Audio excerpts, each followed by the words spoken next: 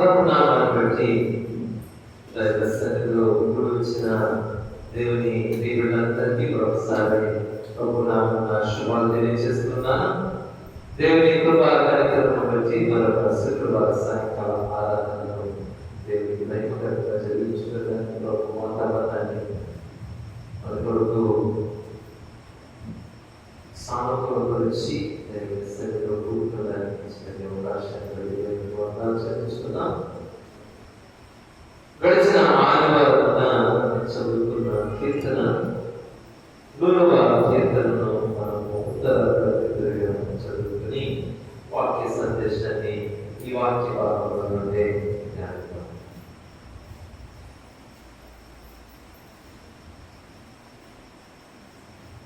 100వ కీర్తన Psalm 100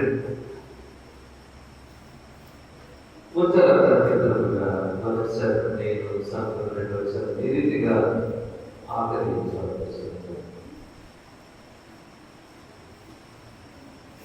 సమస్త దేశములారా యెహోవాకు ఉత్సాహములను చేయుడి, సంతోషముతో యెహోవాను సేవించుడి, ఉత్సాహగానం చేయుచు ఆయన సన్నిధికి రండి. యెహోవాయే దేవుడని తెలుసుకుని ఆయనే మనలను పుట్టించెను. మనము ఆయన వారము, మనము ఆయన ప్రజలము, ఆయన వైపు కృతజ్ఞతార్పణలు చెల్లించుచు ఆయన గుమ్మములలో ప్రవేశించుడి, కీర్తనలు పాడుచు ఆయన ఆవరణములలో ప్రవేశించుడి, ఆయనను స్తుతించుడి, ఆయన నామమును ఘనపరచుడి. యెహోవా దయాళుడు, ఆయన కృప నిత్యమును, ఆయన సత్యము తరతరములు ఉండును. పరిశుద్ధమైన తండ్రి, కృపా సత్య సంపూర్ణమైన మా దేవా, నీ పరిశుద్ధ సన్నిధిలో మరొక సాయంకాల సమయము ఈ రీతిగా నీ వాక్యం ధ్యానించడానికి పాటించిన మంచి సమయాన్ని బట్టి అవకాశాన్ని బట్టి చెల్లిస్తున్నాను. ప్రభావిలో నీ వాక్యముని దీపము చుట్టూ ఏకమై ఏకసంధముగా ఏక విశ్వాసముగా నువ్వు వచ్చిన ఈ విశ్వాసాలందరినీ దర్శించింది. నీ కృప, నీ ఆత్మల ప్రకటించింది. ప్రభావిలో నీ పరిశుద్ధ లేఖనాల ద్వారా మాట్లాడి నీవు కోరుచున్న అనేక మార్పులు మా జీవిత కాలం అంతా నీకు ఇష్టంగా జీవించు కృపను అనుగ్రహించండి. యేసయ్య పరిశుద్ధ నామమును బట్టి ఈ మనవులను అడిగి వేడుకుంటున్నాను తండ్రి. ఆమేన్. ప్రభునందైన దేవుని బిడ్డలారా, చాలా తరచుగా మన జీవితాల్లో వాడే ఒక పదం థ్యాంక్ యూ.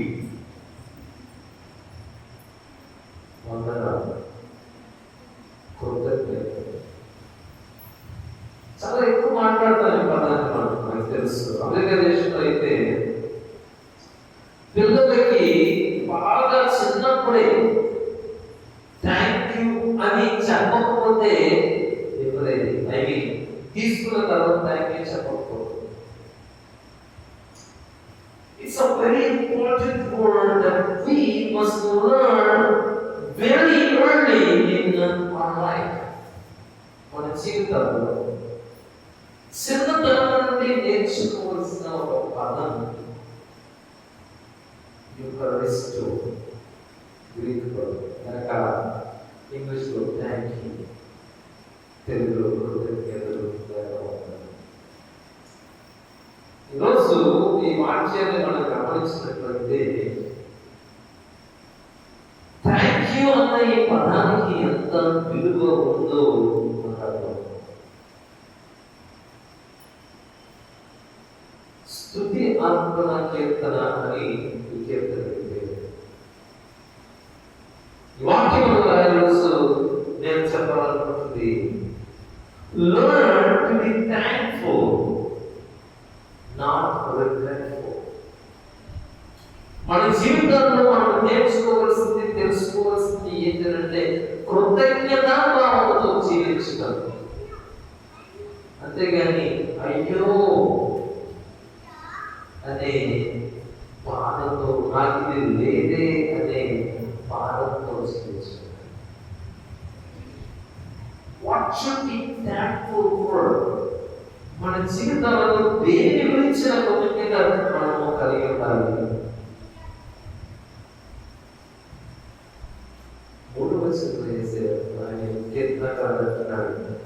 యెహోవాయే దేవుడని తెలుసుకుని ఆయనే మనలను పుట్టించాడు. ఆయనే మనలను పుట్టించాడు. ఎవరట? దేవుడు.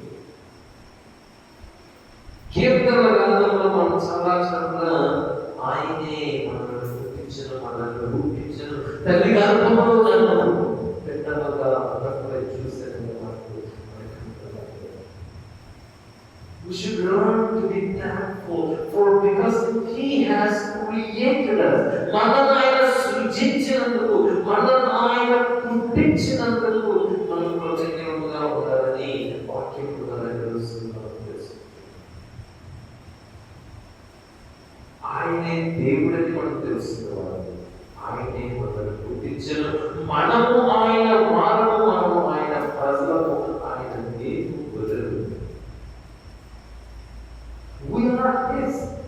మనము ఆయనకు చెందిన వారు, ఆయన మనల్ని పుట్టించిన వాడు, మనము ఆయన వారము. అంతేకాదు, ఆయన మనల్ని మేము గొర్రెలమంటే ఆయన మనల్ని పోషించేవాడు కూడా.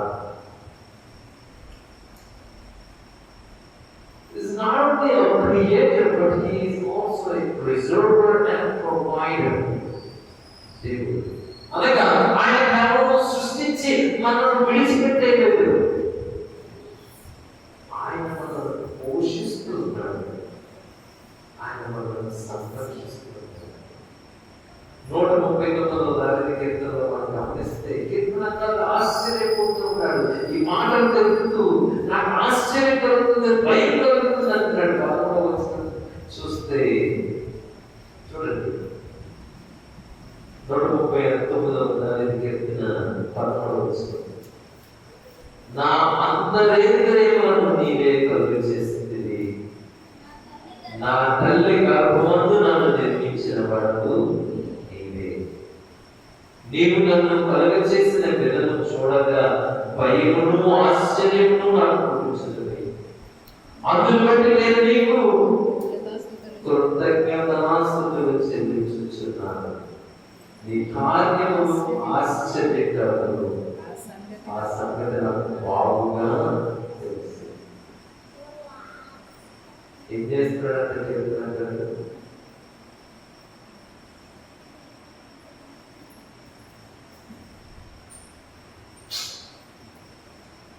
నీకు కృతజ్ఞతాస్తుతులు చెల్లించుచున్నాను. ఎందుకంటే ఆయన మనల్ని సృజించినందుకు, ఆయన మన అంతరేంద్రియములను కలుగ చేసినందుకు.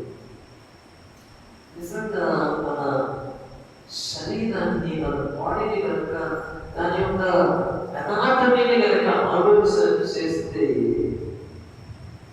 ఎంత కాంప్లికేటెడ్, మన శరీరంలో ఉన్న ప్రతి అణువు ఎంత సూక్ష్మమైనదో, ఎంత విచిత్రముగా అది తయారు చేయబడినదో అనే విషయం కూడా it's so important that we should be thankful for our life. దేవుడు మనకి ఇచ్చిన ఈ జీవితము కొరకు, మనకి ఇచ్చిన ఈ శరీరము కొరకు మనము దేవునికి కృతజ్ఞత తెలుపవలసిన వారమై ఉన్నాం. కనుక నేను అడుగుతున్నాను, ఒకసారి మీ అందరూ మీ 2 చేతులను చూస్తున్నారు. మీకున్న 2 చేతులు. Did you ever give thanks for those hands? మీ జీవితాల్లో మీకున్న ఈ రెండు చేతులను బట్టి దేవుడికి ఎప్పుడైనా కృతజ్ఞత చెల్లించారా? మీ రెండు కళ్ళు, మీకున్న రెండు చేతులు, మీకున్న రెండు కాళ్ళు, మీకున్న అవయవాలన్నీ నిన్ను కలుగ చేసిన ఆ సృష్టికర్తకు నీకు ఇచ్చిన ఇవన్నింటిని బట్టి ఎప్పుడైనా సమయాన్ని తీసుకుని ఆలోచన చేసి దేవునికి కృతజ్ఞత అనుభవించిన సమయం ఉందా? అనుకుంటారు నిజంగా ఆసక్తి దేవుని వెళ్ళగా మనము ఆయన సృష్టించిన సృష్టిలో ఎంతో విలువైన వారుగా మనం పేర్కొంటున్నాం. మనం సృష్టించిన ఆ దేవునికి మనము కృతజ్ఞత కలగవలసిన వారమే ఉన్నామని కీర్తనకారుడు ద్వారా మనం తెలుసుకుంటున్నాం. It's so important that we should be thankful for what God has given us. మన జీవితంలో దేవుడు ఇచ్చిన వాటిని బట్టి, మన జీవితాన్ని బట్టి, మన శరీరాన్ని బట్టి. తెలుసా, ఈ భూమి మీద ఎంతమంది రెండు చేతులు లేని వారు కాదు. మీకు తెలుసా, ఈ భూమి మీద ఎంతమంది రెండు కళ్ళు లేని వారు కాదు, రెండు కాళ్ళు లేనివారు, రెండు కిడ్నీలు లేనివారు, అవయవాలన్నీ సరిగా లేనివారు, ఈ భూమి మీద ఎంతో వికృతంగా బ్రతుకుతూ ఉన్నవారు.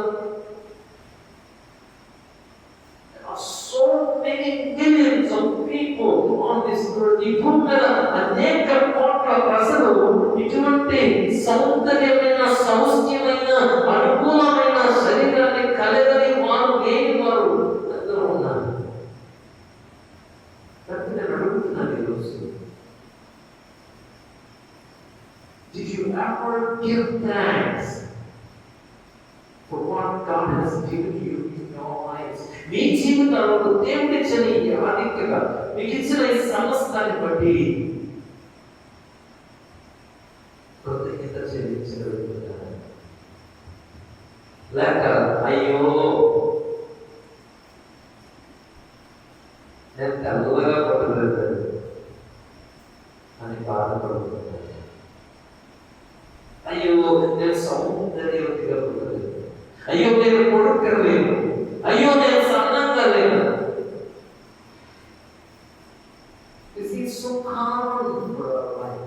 మన జీవితాల్లో దుఃఖించే ఉన్న వాటి గురించి దేవుడు స్తుతించడం మానేసి లేని వాటి గురించి మనము దుఃఖిస్తూ బాధపడుతూ ఎంతసేపు రిగ్రెట్ఫుల్ లైఫ్ జీవించేవారు.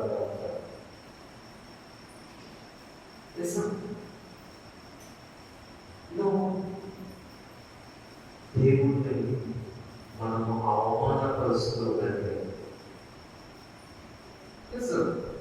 దేవుడు మనల్ని ప్రేమించి ఆయన స్వయంగా మనల్ని సృజించిన ఆ సృష్టికర్తను మనం అవమానిస్తున్నాం. ఎప్పుడైతే మనం చింతిస్తూ ఉన్నామో మనకి ఇచ్చిన రూపాన్ని బట్టి, మనకి ఇచ్చిన కుటుంబాన్ని బట్టి, అయ్యో నేను ఇటువంటి కుటుంబంలో ఎదుర్కొంటాను, అయ్యో నేను ఈ దేశంలో ఎదుర్కొంటాను, అయ్యో నాకు ఎదుగుతే బాబు, నేను ఆ దేశంలో ఉంటుంటే, ఆ ఉన్నత స్థితిలో ఉంటుంటే, నాకు మంచి ఉద్యోగం ఉంటుంటే, అయ్యో నాకు ఇటువంటి పరిస్థితి ఎందుకు వచ్చింది? ఎంతమంది తన జీవితంలో అటువంటి విచారమైన, వ్యర్థమైన ఆలోచనలతో తన జీవితాన్ని పాడు చేస్తుంది.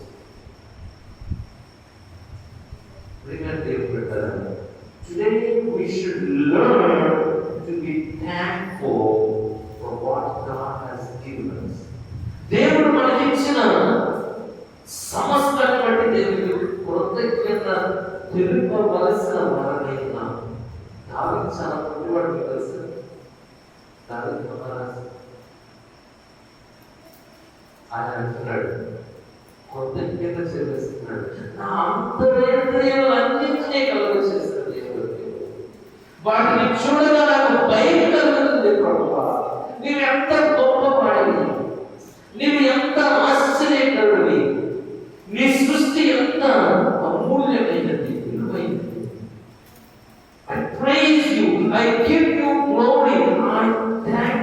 God. నేను కనపరుస్తున్నాను, నేను భయపరుస్తున్నాను.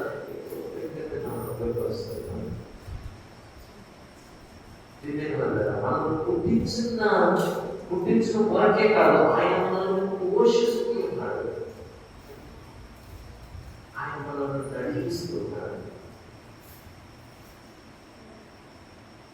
అందుకే ఈ కీర్తనాకారుడు ప్రథమ వచనంలో ఉంటున్నాడు, ఒక్కడు కాదు, ఇద్దరు కాదు, ఏమన్నాడు? సమస్త దేశములారా, all nations, యెహోవాకు ఉత్సాహధ్వని చేయుడి. యెహోవాయే దేవుడని తెలుసుకోండి. సమస్త దేశం కాదు, ఒక దేశం కాదు, ఒక జాతి వారు కాదు, ఒక గోత్రం వారు కాదు, ఒక కుటుంబానికి చెందిన వారు కాదు, all nations, ప్రతి ఒక్కరూ యెహోవాయే దేవుడని తెలుసుకోవాలి. ఆయనకు ఉత్సాహధ్వని చేయాలి. ఉత్సాహధ్వని మీకు ఎప్పుడు వస్తుంది ఉత్సాహం? మంచి జోరైన సినిమా పాట వస్తే టీవీలో కానీ సెల్ ఫోన్లో కానీ ఉత్సాహం ఎక్కడ నుంచి వచ్చేస్తో తెలియదు, కానీ కాళ్ళు ఊగిపోతే, చేతులు ఊగిపోతే, ఒక పక్క నుంచి బాడీ కూడా ఊగిపోతా ఉంటుంది. అదే ఉత్సాహం. ప్రభు సన్నిధిలోకి వచ్చినప్పుడు అటువంటి ఉత్సాహం ఎవరిలోనైనా ఉంటుందా? నేను అడుగుతున్నాను.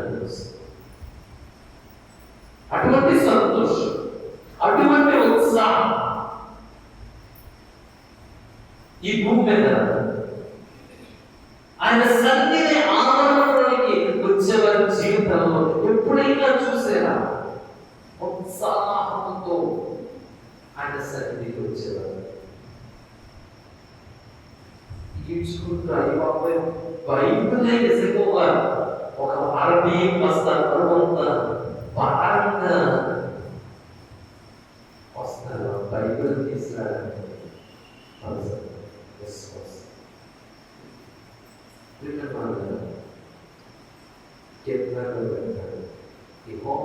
ఉత్సాహం కలిగి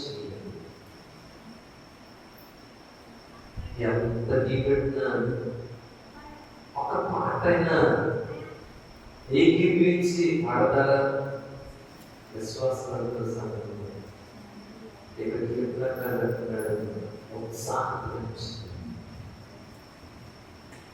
రెండవ వచ్చినప్పుడు వస్తే సంతోషంతో యెహోవాను సేవించి ఉత్సాహగానం చేయొచ్చు. ఆయన సన్నిధికి రండి.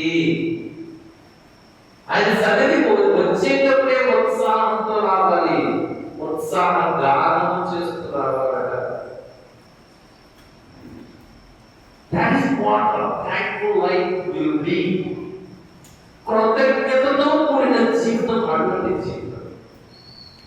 దేవుడు సమస్తాన్ని నన్ను కలుగు చేసిన వాడు ఆయనే, నన్ను పోషిస్తున్న వాడు ఆయనే, నన్ను రక్షించిన వాడు ఆయనే, నన్ను నడిపిస్తున్న వాడు కూడా ఆయనే అని నమ్మి దేవుడి మీద ఆధారపడిన జీవితంలో ఉత్సాహం ఉంటుంది.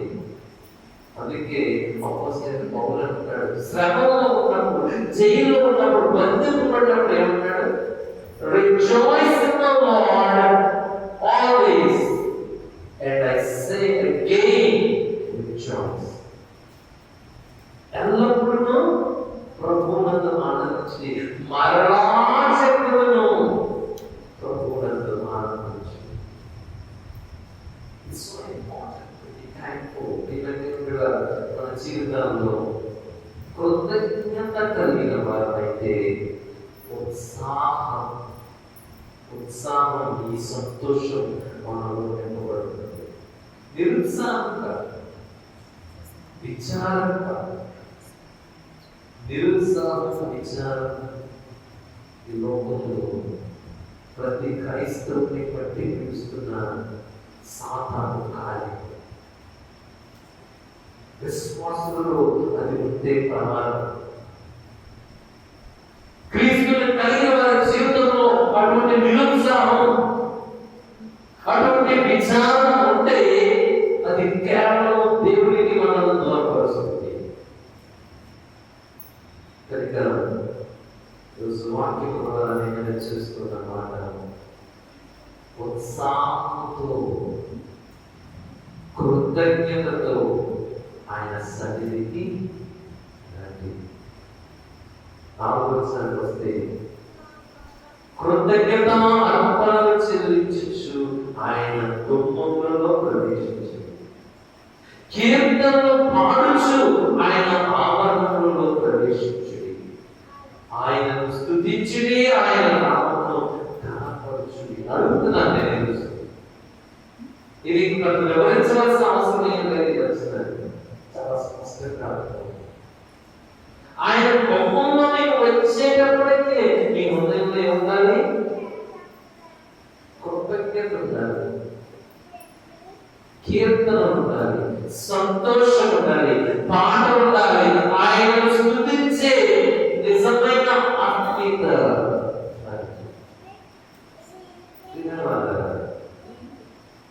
ప్రభు సన్నిధికి మనం ఆయనను ఘనపరచడానికి వస్తున్నాం, ఆయనను స్తుతించడానికి వస్తున్నాం, ఆయనను ఆరాధించడానికి వస్తున్నాం.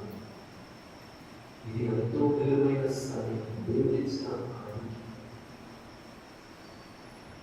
ఆయన సన్నిధిలోనికి రావడానికి మనందరికీ ఒక గొప్ప ఆధిక్యం ఇచ్చాడు. ఎలా? క్రీస్తు యేసునందు ఆయన రక్తంలో కలగబడిన వారికి విమోచన. రోమిలకు రాసిన పత్రిక మనం కొన్ని వారు చదువుతున్నాం, 5వ అధ్యాయం 6వ వచనంలో మాటలో, క్రీస్తు యేసు రక్తమును బట్టి మనం నీతిమంతులుగా తీర్చబడ్డాం. We are justified righteous before God. దేవుని ఎదుట నీతిమంతులుగా తీర్చబడ్డామట. అసలు వాస్తవానికి మనం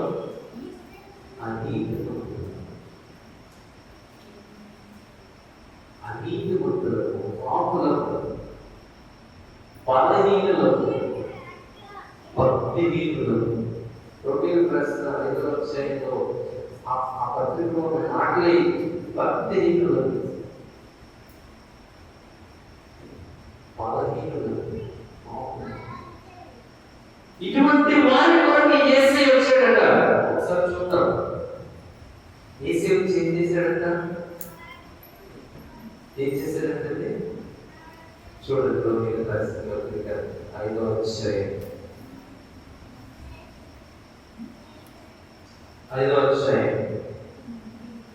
6వ వచనం. ఏలయనగా మనమింకను భక్తిహీనులమై ఉండగా క్రీస్తు యుక్త కాలమున భక్తిహీనుల కొరకు చనిపోయాడు. ఎవరు? భక్తిహీనుల కొరకు చనిపోయాడు, బలహీనుల కొరకు చనిపోయాడు. అదే మాట కింద 8వ వచనంలో చూస్తే, అయితే దేవుడు మన ఎడల తన ప్రేమను వెల్లడిపరుచుచున్నాడు. ఎట్లనగా మనమింకను పాపులమై ఉండగానే క్రీస్తు మన కొరకు చనిపోయాడు. కాబట్టి ఆయన రక్తము వలన ఇప్పుడు నీతిమంతులుగా తీర్చబడి, ఆయన రక్తము వలన మనం నీతిమంతులుగా తీర్చబడతాం. Because of his righteousness. మన నీతిని బట్టి కాదు, మన క్రియలను బట్టి కాదు, మన గొప్పతనాన్ని బట్టి కాదు, మన బలాన్ని బట్టి కాదు, మన డబ్బుని బట్టి కాదు, మన సంపాదనను, మన ఆస్తిపాస్తులను, మన యొక్క భవిష్యాన్ని బట్టి కాదు. దీన్ని బట్టి మనం నీతిమంతులుగా తీర్చబడుతుంది. అలా చెప్పండి, దేన్ని బట్టి మనం నీతిమంతులుగా తీర్చబడుతున్నాం? 9వ వచనం చదువుతున్నాం. కాబట్టి ఆయన రక్తము వలన ఇప్పుడు నీతిమంతులుగా తీర్చబడి మరింత నిశ్చయముగా ఆయన ద్వారా ఉగ్రతను ఎవరిని రక్షింపబడదు. ఎంత ఆశ్చర్యమైన మాట. Because of Jesus, బలహీనులమైన వరకు, భక్తిహీనులమైన వరకు, ఒక విధంగా ఈ లోకంలో పాపులమైన వరకు మనలను గురించి ఆయన, మనం ఇంకా అటువంటి పరిస్థితుల్లో ఉన్నప్పుడే ఆయన యుక్త కాలంలో ఈ భూమి మీదకి వచ్చి మన వరకు తన రక్తాన్ని కాపాడేశాడు. Because of his life and death, యేసు మన కొరకు జీవించిన జీవితాన్ని బట్టి, ఆయన చెల్లించిన ఆ మూల్యాన్ని బట్టి, ఆయన చెల్లించిన ఆ రక్తాన్ని బట్టి మనం నీతిమంతులకు కనిపించబడదు. ఉగ్రత నుండి అనగా ఆ నిత్య నరకం అనే ఆ ఉగ్రత నుండి మనము రక్షింపబడుతున్నాం. Should we not be thankful? మనకిచ్చిన ఈ శరీరం కొరకు, మనకిచ్చిన ఈ జీవితం కొరకు, మనకిచ్చిన తల్లిదండ్రుల కొరకు, మనకిచ్చిన తోబుట్టువుల కొరకు, మనకిచ్చిన భర్త భార్య గురించి, వీటన్నింటిని బట్టి మనం దేవునికి కృతజ్ఞతలు అర్పించవలసిన వారుగా ఉన్నాం. అంతకన్నా మీకు లేనిది శాశ్వతమైనది. మనకిచ్చిన రక్షణ గురించి, మన ఎడల దేవుడు చేసిన ఈ మేలుల గురించి, ప్రభు మనను పాప కుటుంబం నుండి లేవనెత్తి విమోచించి రక్షించి ఆయన బిడ్డగా మనల్ని ముద్రించి ఆయన కొరకు జీవించడానికి ఆయన వాక్యమునిచ్చి పరిశుద్ధాత్మ నడిపింపునిచ్చి మన జీవితానికి ఒక గమ్యం చూపించి, మీరు రావాల్సిన చోటు ఇది కనుక నేను కనిపెడుతున్నాను, మీ కొరకు ఒక స్థలం సిద్ధపరిచాను, I am waiting for you అని చెప్తూ ఉన్న ఆ దేవునికి మనం చెల్లించాలి. A simple thank you, కృతజ్ఞత, just a thank you every single day in your life. నీ జీవితంలో ప్రతిరోజు ప్రభువా నీకు కృతజ్ఞత, నీకు వందనాలు యేసయ్యా, నాకు ఇచ్చిన సమస్తాన్ని గురించి, నాకు ఇచ్చిన లక్ష్యం గురించి. Have you been able to give thanks to the Lord? నీ ప్రభువుకి కృతజ్ఞత చెల్లించగలుగుతున్నాను. We should learn to be thankful, not to be neglectful. మన జీవితంలో మనము కృతజ్ఞత తెలిపే వరకు ఉండాలి, కానీ విచారించే వరకు కాదు. ఉత్సాహకరంగా ఉండాలి, కానీ నిరుత్సాహంగా కాదు. వాక్యంలో ప్రభు మనకు బోధిస్తున్న విషయం, కీర్తనకారుడు మనకు తెలుపుతున్న విషయం, ఉత్సాహం చేయండి, ఆయన మందిరాలను సంతోషకరండి, కీర్తనలు పాడండి, ఆనందకరమైన చేయండి, దేవుని మహిమపరచండి, ఘనపరచండి, ఆయన స్తుతించండి, ఆయనకు కృతజ్ఞత కనపరచండి. We take for granted many things in our lives. మన జీవితంలో చాలా విషయాలను మనం చాలా తేలిగ్గా తీసుకుంటాం. నీ జీవితం ఎంతో విలువైనదని నేను పోయిన మాట చెప్పాను. వచ్చే ఆదివారం కూడా అది చెప్పబోతున్నాను. ఈ విలువైన జీవితాన్ని ప్రభు మనకు బహుమతిగా ఇచ్చాడు. ఎంతో ప్రేమతో నిన్ను తీర్చిదిద్దాడు, ఎంతో ప్రేమతో ఆయన నిన్ను విమోచించాడు. ఇంత విలువైన జీవితం బట్టి దేవునికి మనము కృతజ్ఞత చెప్పకపోతే మనం ఎటువంటి క్రైస్తవులు? మన జీవితంలో ఆ కృతజ్ఞత భావం లేకపోతే ఎంతసేపు విచారణతో నాకు అది లేదు, ఇది లేదు, అది లేదు, అధికారం లేదు, నేను కోరుకున్నది జరగలేదు, నేను ఆశించింది నాకు దొరకటలేదు అనుకుంటూ భావిస్తూ విచారణలోనే బ్రతికితే what kind of a thankful life would that be? అటువంటి జీవితాలు కలిగిన జీవితాలుగా మనం ఎలా చెప్పగలం? కనుక రోజు ప్రభుత్వాన్ని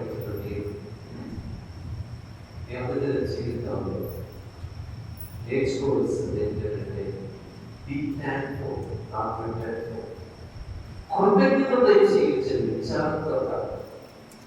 దేవుడు దృష్టిలో ఎంతో విలువైన దేవుడు మీకు ఇచ్చిన జీవితం ఎంతో శాస్త్రం.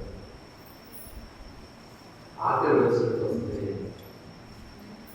యెహోవా దయాళుడు, ఆయన కృప నిత్యములను, ఆయన సత్యత. దేవుడు దయాళుడు, ఆయన దయ కలిగిన వాడు, కనికరం చూపించేవాడు, ఆయన కృప కలిగిన వాడు. ఆయన కృప శాశ్వతం ఉంటుంది, నిత్యం ఉంటుంది. ఆయన ఆయన సత్యము తరతరము తెలుస్తుంది. ఈ వాక్యము ఎంతో మన జీవితంలో దేవుని ఎడల భక్తిని మాత్రమే కాదు, కృతజ్ఞత భావాన్ని నింపగలిగినదిగా ఉండాలని చెప్పుకుంటుంది.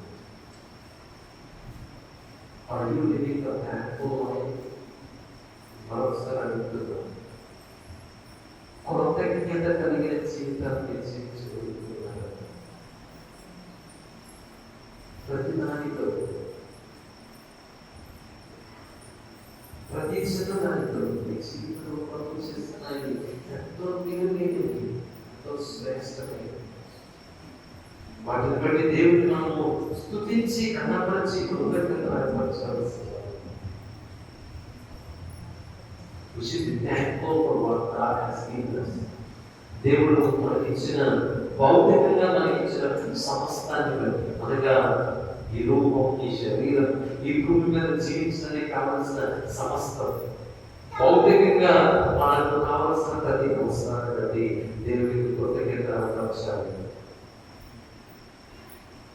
ఆధ్యాత్మికంగా మన ఆత్మకు, మన రక్షణకు కావలసిన సమస్తాన్ని ప్రభువే ఇచ్చాడని ఆకారించాలి. మన దేవుడిని మనము స్తుతులు అర్పించాలి, కృతజ్ఞత తెలుసుకోవాలి. కనుక అటువంటి నడిపింపు దేవుడు మనకు అనుగ్రహించాడు. నిజమైన ఈ సత్యాన్ని మనం అర్థం చేస్తూ మన